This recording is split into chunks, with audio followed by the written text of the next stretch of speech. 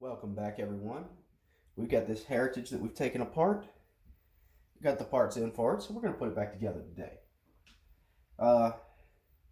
Thinking of making this a new segment on the show, Gunsmith special for the short, quick projects. Let me know what you guys think. So, we established that this part was missing a spring. So here's our new one with the spring already installed on it. And then this lift gate actually. Not lift gate, but lift gate. Loading gate, whatever you call it, was missing this spring. So we got the spring, we actually got a new loading gate and everything because it was just more economical to buy all three. I think it was like a $20 fix for this gun. I noticed on the cylinder, I don't know how well you guys can see it, but it's got a little bit of damage where the firing pin had been hit. Looks like it's been dry fired a little bit, but I found that while inspecting it. I think it'll be all right, but we're going to put this thing back together. So first thing first, we want to take our frame, our hammer, and our new loading gate. You got the second hole on the hammer here, the loading arm, the arm fits on it just like this. And that arm will have to go in this groove right here.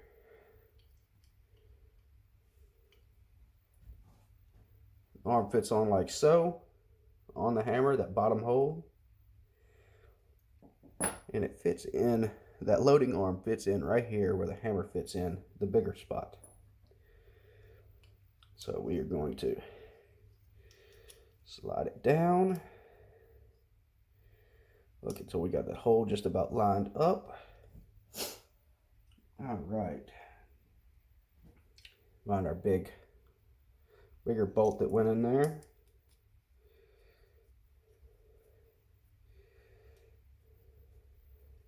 That went in pretty easy. And again, I'm using screwdrivers just because, honestly, for this video, it'd be a little bit quicker. Just be sure not to damage the heads with the screwdrivers. But there we go. That's in. We pull the hammer down. You can see this arm sticks out where it's supposed to.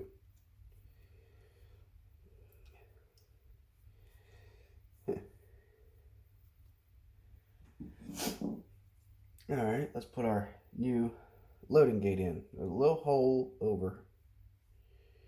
Where's she at? There it is, right there, right here down in this corner.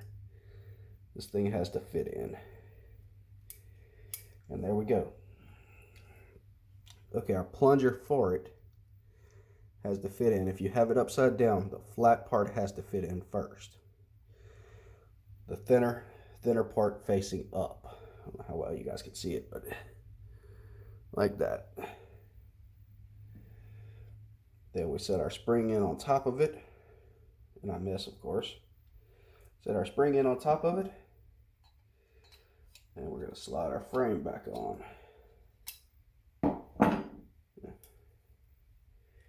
Showing you guys that hammer, I might have, there we go. Have to close the hammer down to do it, but frame back on it. And originally we were missing one of these screws to hold this thing back together. I did not buy a new one. I kind of forgot about that. But I think this number of screws will be okay. What I'm going to do is the screw in this hole here on the back, I'm going to move to the front. So it'll only have one screw on the back. It'll have two on the bottom down here, and then one here. And I think that will be fine. I mean, after all, it is just 22. There we go. And a lot of people Loctite these to hold them in place. I'm not going to do that. If it starts backing out, I'll regroup and Loctite it.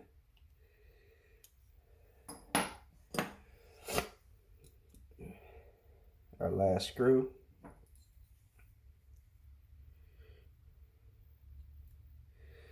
And the thing is, this one is not going to fit down all the way in there flush like it's supposed to because it's the wrong one. But that's all right. All right, let's throw our cylinder back in our loading gate.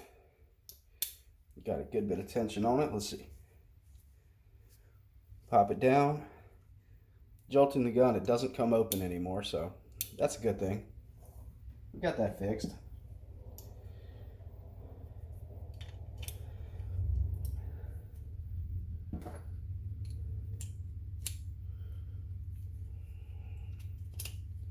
Cylinder in the gun. Let's see. Ooh.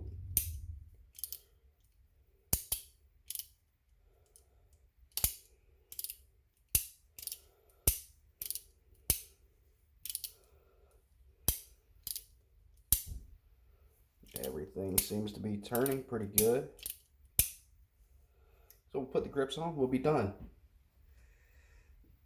Grips just slide on each side, one screw holding them on. That's it, we got a fixed gun. We'll get it out, we'll test fire it pretty soon. Check it out.